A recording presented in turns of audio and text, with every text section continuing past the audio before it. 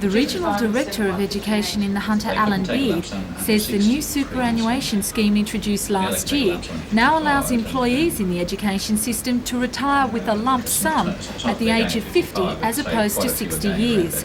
Before the new scheme, a 10% changeover of principals was the average throughout Hunter schools. That's now jumped to more than 30%, vacancies which Mr Beard says will be easily filled. Newcastle has had a reputation for being a closed district for many years. Can you see competition arising for the vacant positions?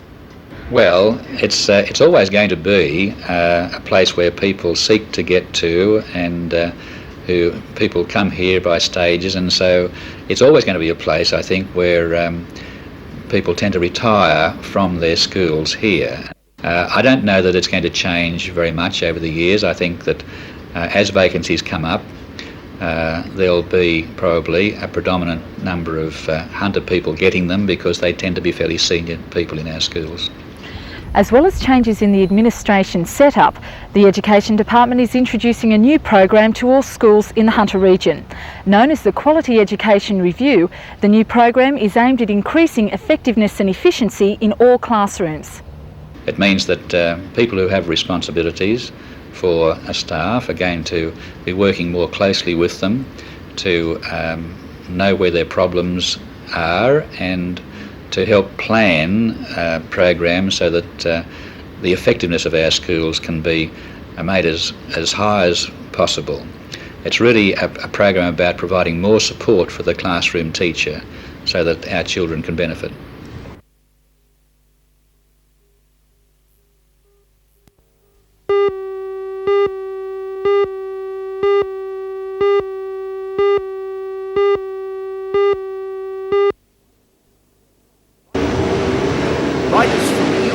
England, Denmark, New Zealand and Australia will take part in the Masters Classic. With some tough racing expected from America's double duo Rick Miller and Danny Moran. New Zealand's Mick Shearer and England's Peter Carr against some of Australia's top riders. Great favourite Donny Moran won the Coca-Cola International at the Motordrome 2 weeks ago and made it a double on Wednesday night, winning the Liverpool Masters with New Zealand's Mick Shearer coming in second. Newcastle-based Sean Rumott and Queensland's Mark Carlson will back a host of local riders in an effort to win from the international. He's followed through the one who's making up the ground on the front runners. That's Brad Cameron. Cameron going through the pack. He's, oh, look at that roll. What a roll. He's still rolling. And a host of visiting big guns from Queensland, Victoria and the ACT.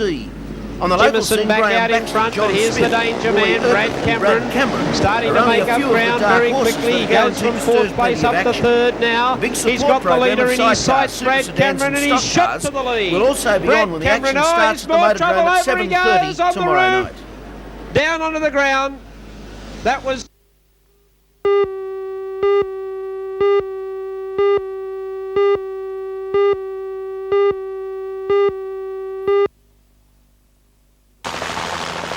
The young man, whose name has not been released, was flown from Nelson Bay to the Royal by the Westpac rescue helicopter. The ambulance service says the man was gathering shells and putting them in his wetsuit when he was bitten by a blue-ringed octopus. He is now in a satisfactory condition in the intensive care ward, receiving treatment to guard against any effects on his breathing caused by the poison. While summer has brought the blue-ringed octopus, it has also brought, once again, holiday traffic jams at Swansea. Northbound progress in particular was very slow late this afternoon, and motorists are advised to avoid the area.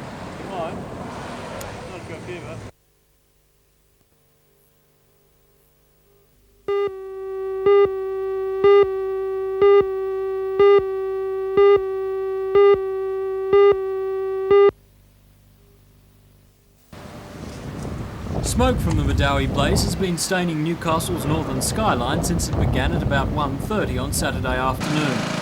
24 hours later and the fire has finally been contained by backburning in an area bounded by the Pacific Highway, the Old Swan Bay Road and Main Road 581. Firemen say the blaze apparently began on the edge of the highway and was fanned through the bush by a northwesterly wind. At the height of the fire, 54 men from 3 brigades were needed to contain it. During Saturday night and again yesterday afternoon, the fire came too close for comfort to the house of the Murphy family near the Pacific Highway. However, no property was damaged. Meantime, hundreds of hectares of land around Fassifern were burnt out as a fire swept quickly through the bush, fanned by the morning northwesterly winds.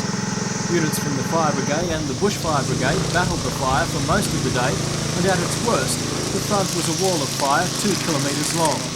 A change in the winds to the northeast later in the day eased the situation, although there was still concern for houses in Macquarie Road, Fassifern, as the fire swept back down a hill towards the road.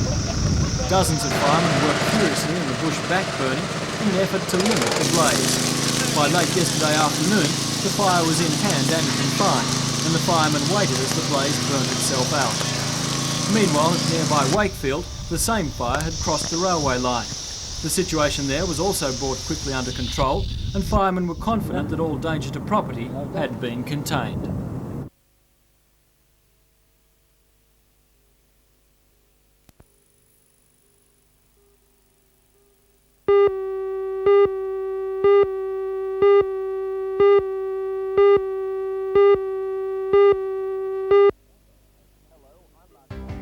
Hello, I'm Mark Matho, and tonight I'll be reporting on 2 incidents on the weekend in which people were bitten by blue-ringed octopuses. Despite the poisonings, authorities say there is nothing to worry about, and say the chances of being poisoned are extremely small. Join Ray Deneen and Anna Manzoni for all the news tonight at 6.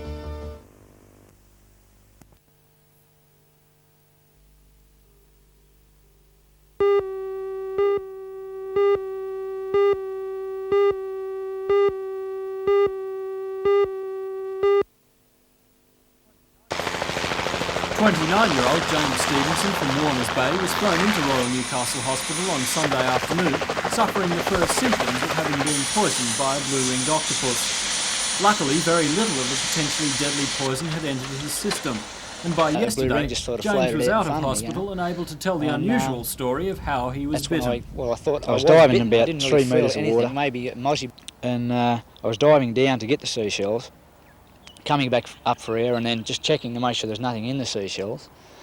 Unbeknownst to me, there must have been a blue ring right down in the spiral of one of the seashells, and I put about 4 or 5 of those seashells, and I was putting down the front of me swimmers because I had a hand spear in one hand and a large abalone shell in the other hand.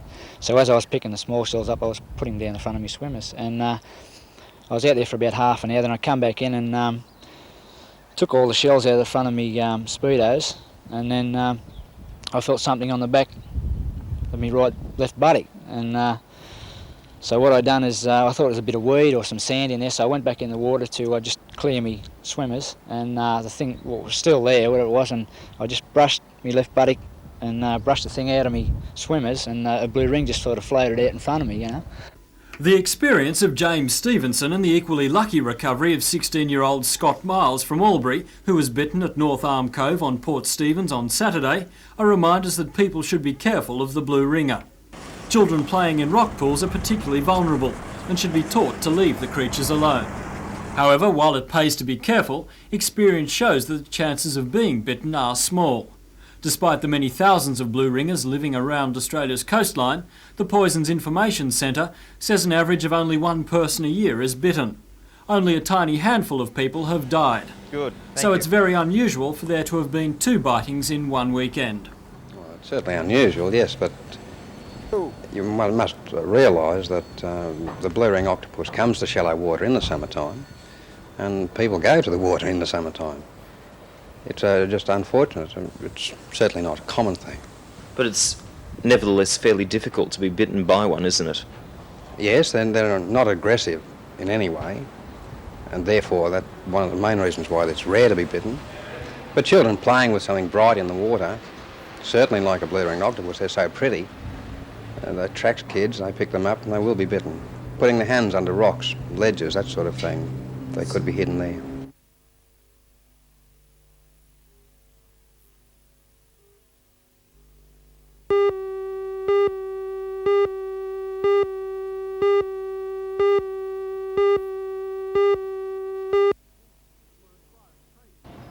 For aspiring tradesmen and women in the Hunter, the last 5 years has been a period of boom and bust. In 1981-82, the number of apprentices hired increased dramatically, to satisfy the demand generated by several major construction projects in the region.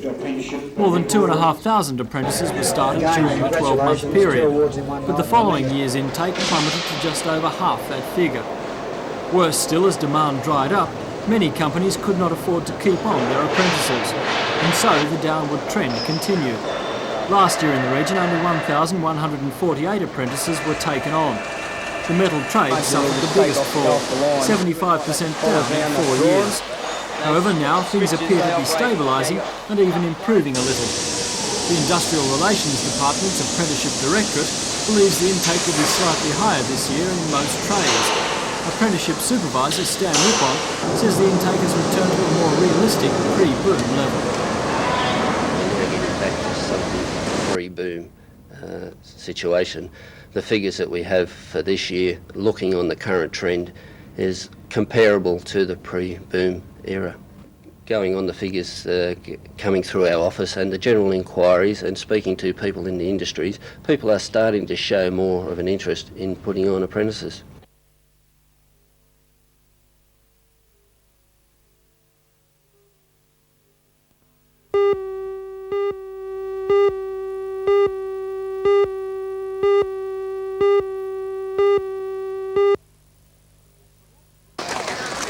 As the horses were paraded, there was heavy support for the Neville Begg trained Addictive, a horse that lost Ron Quinton the other day and put the champion jockey out of action. It started at 2-1 favourite. Wayne Harris's mount, Bijou Lane, was also attracting attention to start at 11-2, while local champion jockey Robert Thompson's mount, Sakomare, was heavily backed to come in from an opening quote of 6-1 to start at about 7-2. And here they are from the top of the straight.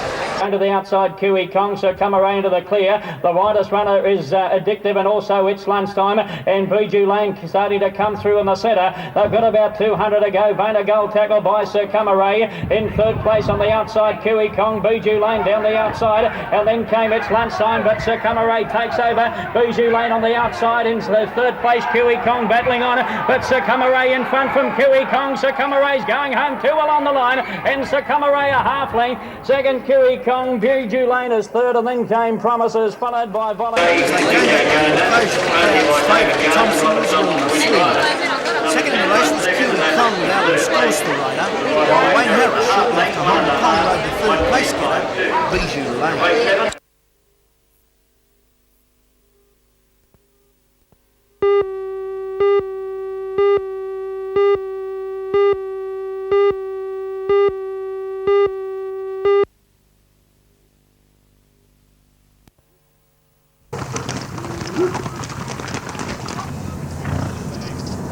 This man should know a good show jumper when he sees one. Kevin Bacon has been leading rider at the Sydney show on 18 separate occasions. He's been North American champion 5 times, has represented Australia at 3 Olympic Games, and is now competing on the European circuit.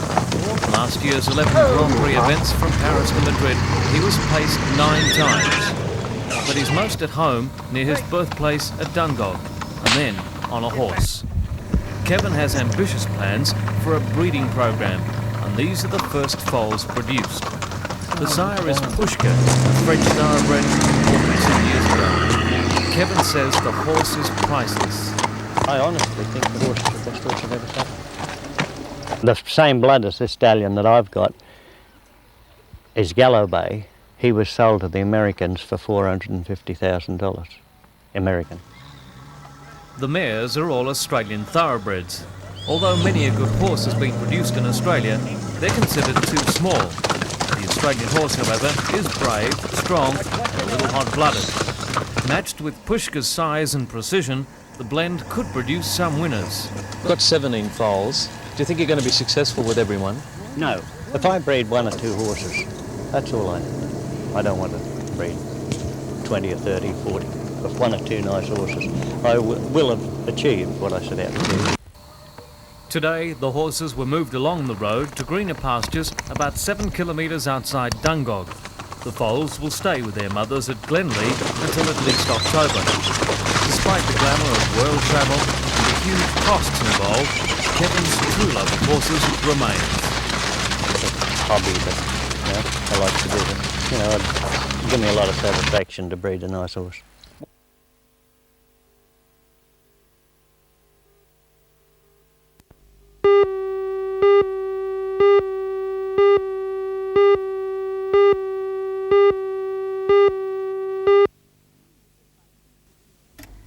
was hit by 2 severe electrical storms last night. Lightning strikes left an estimated 70,000 homes without electricity overnight. In one suburb, residents had to push their cars out of metre-deep water, which surged down their street.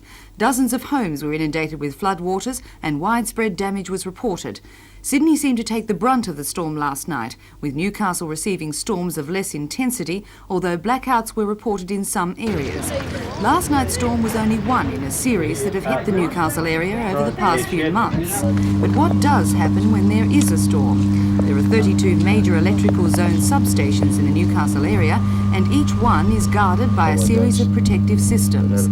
Well, the lightning strikes the feeder, and the protection equipment on the feeder isolates the feeder by opening the circuit breakers at the major zone substations. The circuit breaker will open, or the protection equipment on the panel inside will operate and the circuit breaker will open. When this happens, the signal is relayed to the Council System Control Centre. The 11 kV and 33 kV feeders that are monitored by the control centre, the ones that have been struck by lightning, there's an alarm sent through from their outstations to the control centre. It's recognised by the system operator and he attempts to reclose supply to the affected customers. Chris, how bad have been the storm bills from storms recently for the council? The council normally budgets about $500,000 for repairs for storm damage a year. Probably the worst storm this year, being the one at Maitland, would have cost the council somewhere in the vicinity of $80,000. The storms in the Newcastle area have not been as intense, but most of the allocation would have been well used this year.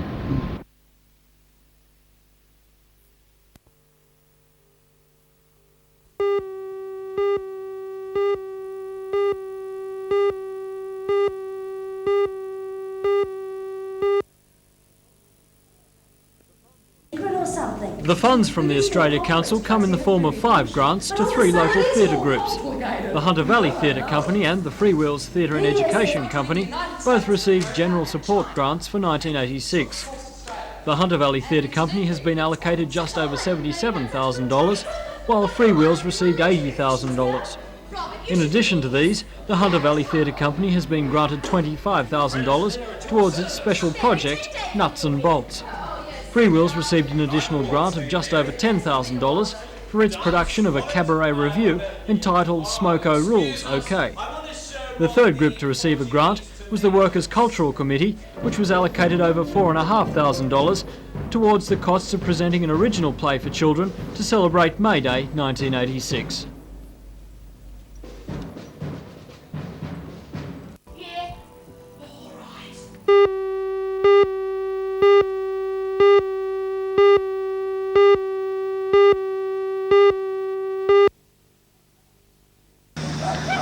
The expression "it's a dog's life" takes on a very different meaning when you walk into a dog show. To say that these dogs are well cared for is an understatement. Almost nothing is too good for the pampered poochers. On this occasion, 841 of the finest examples of canine beauty strutted their stuff. It was one of 2 shows run each year by the Northern All Breeds Kennel Club, and according to judges, the standard was high. State Treasurer Ken Booth was there to hand out the top awards.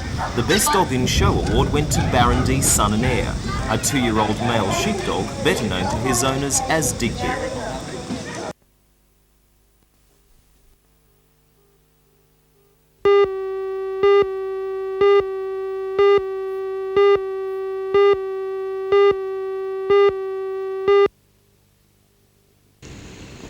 This is not your average 4-wheel drive, and the man behind the wheel is not your average 4-wheel drive enthusiast.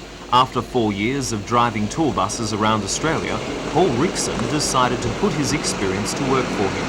He formed his own company, Adventure and Wildlife Park Treks, and devised a unique 9-day tour taking in the Hunter Valley and its mountains, Hanging Rock, New England, southern Queensland, Harvey Bay and Fraser Island.